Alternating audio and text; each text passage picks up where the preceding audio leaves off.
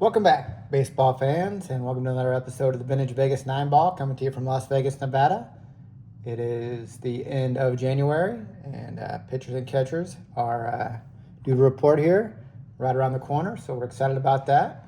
And without further ado, let's get to the Vintage Vegas 9 Ball here at the end of January here in 2026. First card today is a Trevor Hoffman. Here he is, the Four of Spades. And of course, we appreciate that here in Vegas. Trevor Hoffman, of course, big time career as a closer for the Padres, and it would come into Hell's Bells, and very exciting to watch him come in at the end of games. And of course, he started his career with the Marlins, but really thrived in San Diego for several seasons with that unbelievable changeup.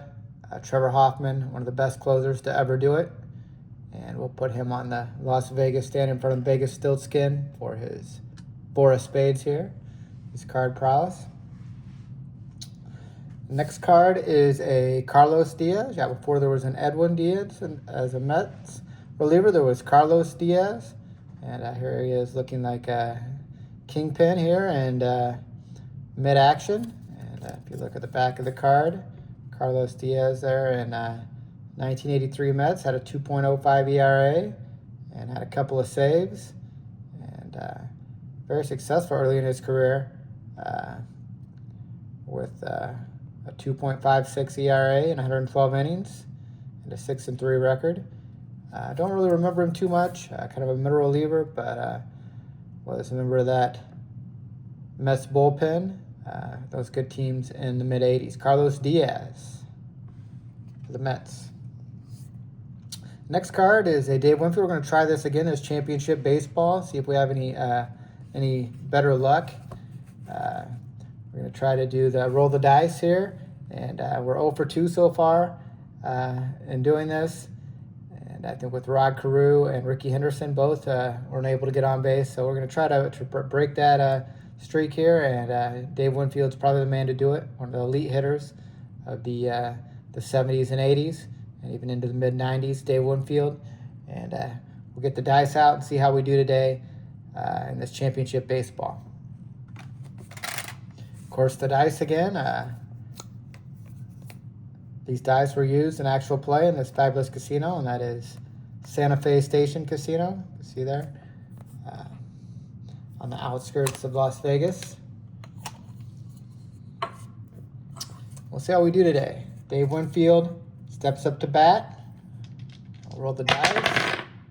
And he has 6 and 2 and 8. 6 and 2. We'll look at the back of the card. 6 and 2. Let's see if we can find it. 6 and 2. All right, in the center of the card there. Out. Fly out center field. So again, 0 for 3 now, unfortunately. Very unlucky so far in the championship baseball. Still haven't got a hit. We must be facing Nolan Ryan. And, yeah, very tough to get a hit so far in this championship baseball. We'll continue to do this periodically. I'm sure we're going to get at least a single here shortly around the corner. But, yeah, this is a Dave Winfield on his championship baseball card. And, unfortunately, we're unable to get a hit again. We'll put him on the Hall of Fame stand, Hall of Famer Dave Winfield. Next card here is a Deion Sanders. This is commemorating his first home run on the New York Yankees. Of course, remember Deion on the Braves and the Reds and the Giants. But here he is. This is commemorating his first home run. And this is a really thick card. I can't remember. I've got this in some type of grab bag that I bought at a show. And yeah, I don't even know how you get these. If this is something that you get out of a pack and you have to send in for a card that's as thick as this. But I guess, congratulations, you've just received a first home run medallion card. Celebrating the first home run of Deion Sanders, hit June 4th, 1989 at County Stadium. Yeah, I'm not sure how you get these, but I was able to pick one up in a grab bag. If you know how to get these, let me know. If these came in packs or you got a card that you had to send away to get these. But not really sure, but this is a nice, super thick card of Deion Sanders commemorating his first home run as a member of the New York Yankees. Of course, remember he would go play for the Braves when he was playing for the Falcons, and I think he played for the Giants for a while he was on the 49ers. But yeah, big-time football player, and now football coach Deion Neon Sanders. Beautiful card commemorating his first home run. Next card is a Billy Cowan. I don't really remember Billy, but this is a great look of that Angel halo. Looks like he has that halo right over his head. He must have been very well behaved, Billy Cowan. And yeah, this of course the Angels. This that A, the score had the scoreboard, and they've moved this outside the stadium now. This used to be behind the left field fence, but once the Rams started playing there, I believe they moved this. It's in the parking lot now. I parked next to it several times while watching games there. And yeah, the halo, of course, they light that halo up with if the Angels win, they light the halo up, so you know if they won or lost. And yeah, here it is, outside the left field wall where it used to reside. Now it's in the parking lot at Angel Stadium in Anaheim. And this is a beautiful looking card with the halo right over Billy's head. A 1972 Topps. Nice looking card. We'll put that on the stand. Beautiful card. The next card is a Kyle Farnsworth. Here he is in Pittsburgh. You see the 84 Lumber logo on the wall. And of course, Kyle Farnsworth will always be remembered for that spear he had of Paul Wilson. When Paul Wilson was on the Reds, he thought about charging the mound, and then he thought better. Farnsworth speared him, and probably wish he didn't charge the mound against Farnsworth. Yeah, Farnsworth, good reliever for the Cubs for several years in the early 2000s, and will always be remembered for spearing Paul Wilson when Wilson charged the mound after Farnsworth hit him. Let's look at the back of the card for Farnsworth stats. And yeah, good season in 03, 3.3 ERA with a 1.17 whip. And he had some good seasons in the early 2000s.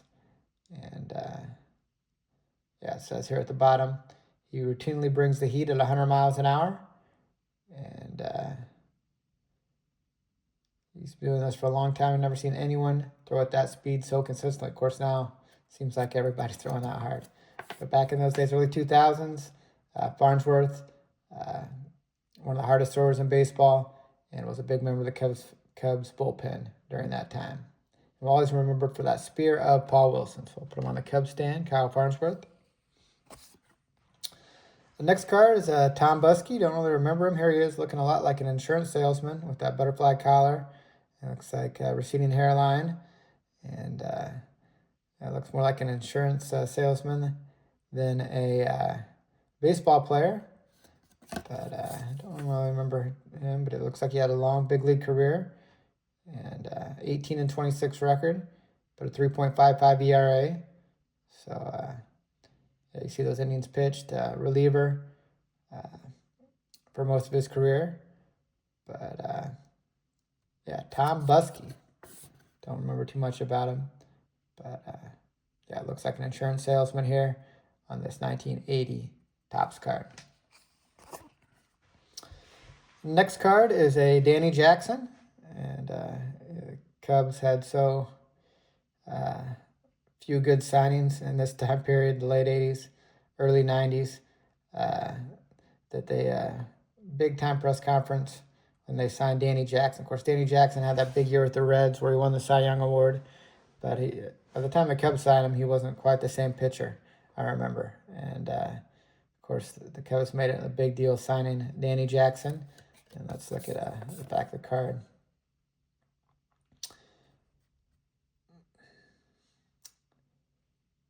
Yeah, he won that Cy Young Award, looks like in 1988, where he went 23-8 for the Reds with a 2.73 ERA. But then the years prior, looks like in 89, he had a 5.6 ERA, went 6-11, 1990, 6-6 with 3.61. So not near the success he had by the time the Cubs signed him, but it was a big signing for the Cubs at the time. Long time since they ever had a good left-handed pitcher.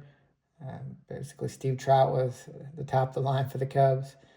And yeah, Danny Jackson was one of the best left-handed pitchers that the Cubs had during that time period. Danny Jackson, press conference signing with the Cubs. And the last card today is a Sports Flick card.